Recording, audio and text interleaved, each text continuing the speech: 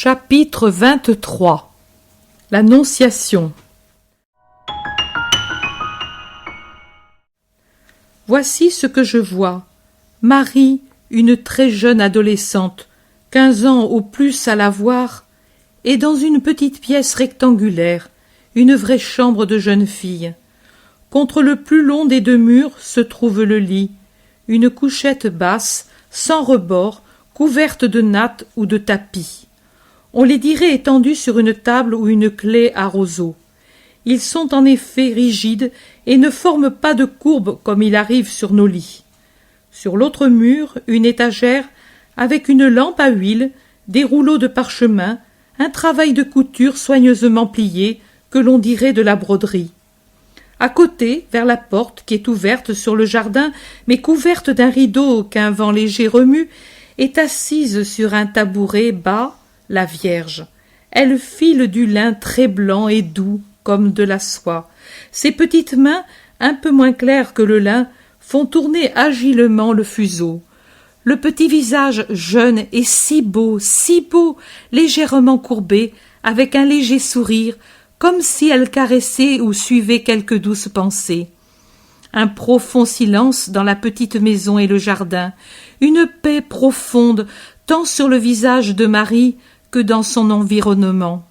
La paix et l'ordre, tout est propre, et en ordre est le milieu très humble en son aspect, et dans l'ameublement, presque comme une cellule, à quelque chose d'austère et en même temps de royal à cause de la netteté et du soin avec lequel sont disposées les étoffes sur le lit, les rouleaux, la lumière, le petit broc de cuivre près de la lumière, et avec dedans un faisceau de branches fleuries, branches de pêcher ou de poirier, je ne sais, mais ce sont certainement des arbres à fruits avec des fleurs légèrement rosées. Marie se met à chanter à voix basse, et puis elle élève un peu la voix. Ce n'est pas du grand chant, mais c'est déjà une voix qui vibre dans la petite pièce, et où on sent vibrer son âme. Je ne comprends pas les paroles, c'est certainement de l'hébreu, mais comme elle répète fréquemment « Yahvé », je comprends qu'il s'agit de quelque chant sacré, peut-être un psaume.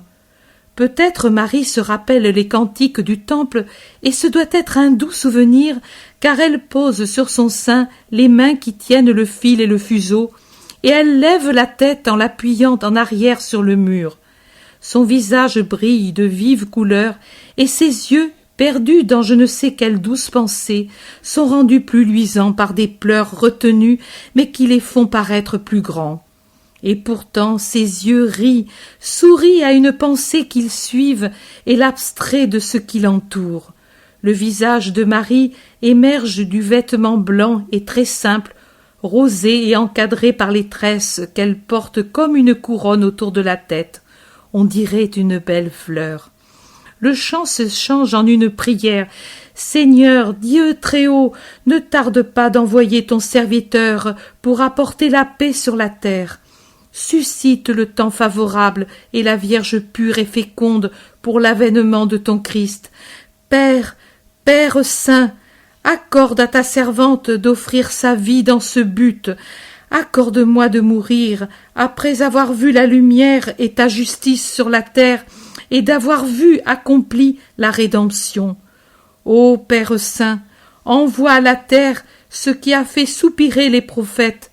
Envoie à ta servante le Rédempteur, qu'à l'heure où se terminera ma journée, s'ouvre pour moi ta demeure, parce que ces portes auront déjà été ouvertes par ton Christ pour tous ceux qui ont espéré en toi.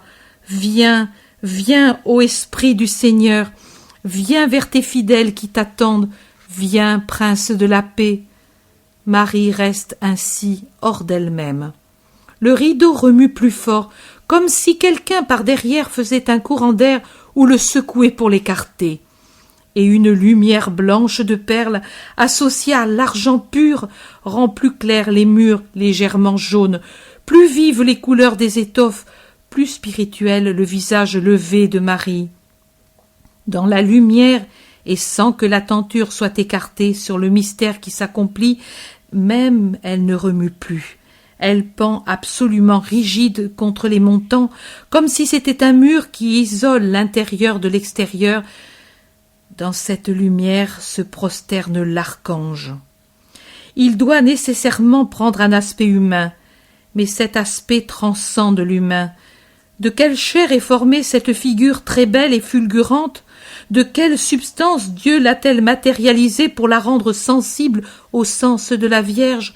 Seul Dieu peut posséder ces substances et s'en servir si parfaitement.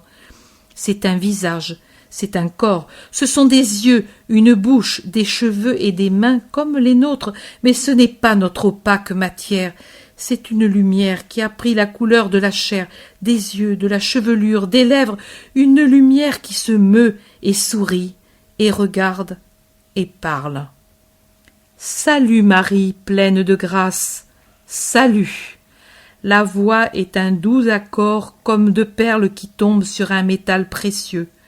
Marie tressaille et baisse les yeux, et elle tressaille davantage quand elle voit cette créature de lumière agenouillée à 1 mètre environ de distance d'elle, les mains croisées sur la poitrine, la regardant avec un infini respect.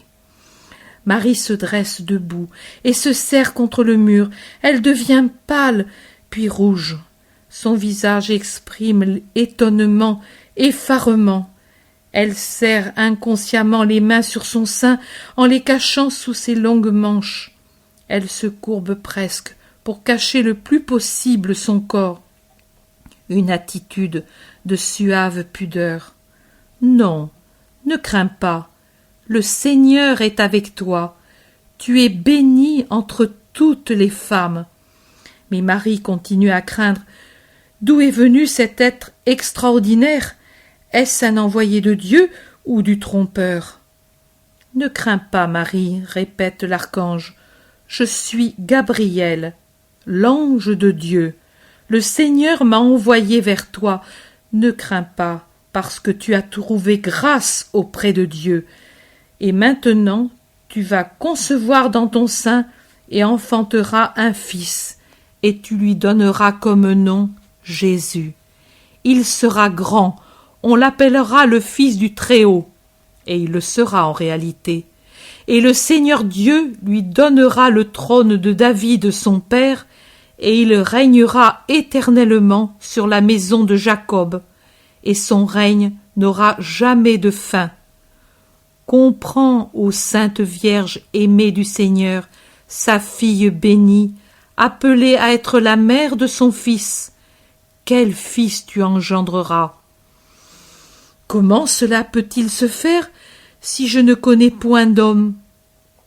Est-ce que le Seigneur Dieu n'accueille pas l'offrande de sa servante et ne me veut pas vierge par amour pour lui? Non, ce ne sera pas par œuvre d'homme que tu seras mère, ô Marie. Tu es l'Éternelle Vierge, la Sainte de Dieu. L'Esprit Saint descendra sur toi, et la puissance du Très-Haut te couvrira de son ombre. Pour cela, on appellera saint celui qui naîtra de toi, saint et fils de Dieu. Tout est possible au Seigneur notre Dieu. Élisabeth, stérile, a conçu dans sa vieillesse un fils qui sera le prophète de ton fils, celui qui lui préparera le chemin. Le Seigneur lui a enlevé son opprobre, et son souvenir restera parmi les peuples unis à ton nom, comme le nom de sa créature à celui de ton sein, et jusqu'à la fin des siècles, les nations vous proclameront bienheureuses pour la grâce du Seigneur venue jusqu'à vous, et jusqu'à toi spécialement, venue aux nations par ton intermédiaire. Élisabeth en est à son 6e mois, et le poids qu'elle porte fait monter en elle la joie, et la fera monter davantage quand elle connaîtra ta propre joie. Rien n'est impossible à Dieu, Marie pleine de grâce. Que dois-je dire à mon Seigneur? Ne te laisse pas troubler par aucune pensée. Le Seigneur veillera sur tes intérêts si tu te fies à lui. Le monde, le ciel, l'Éternel attendent ta parole. Marie, croisant à son tour ses mains sur sa poitrine et se courbant en une profonde inclination, dit: Voici la servante du Seigneur, qu'il me soit fait selon sa parole.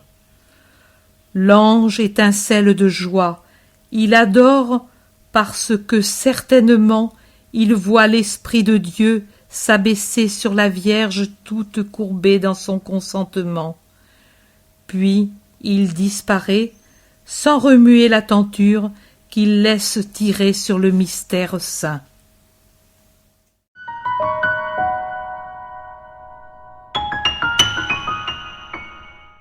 L'intérêt pour les écrits de Maria Valtorta ne cesse de grandir. Et les fruits récoltés, vocation, conversion, sont immenses. Visionnaire de la vie du Christ, de la conception de Marie jusqu'au début de l'Église, sa description des personnages, de leur psychologie, la précision des lieux où ils évoluent, des coutumes et mœurs de l'époque, est proprement sidérante et à ce jour inégalée.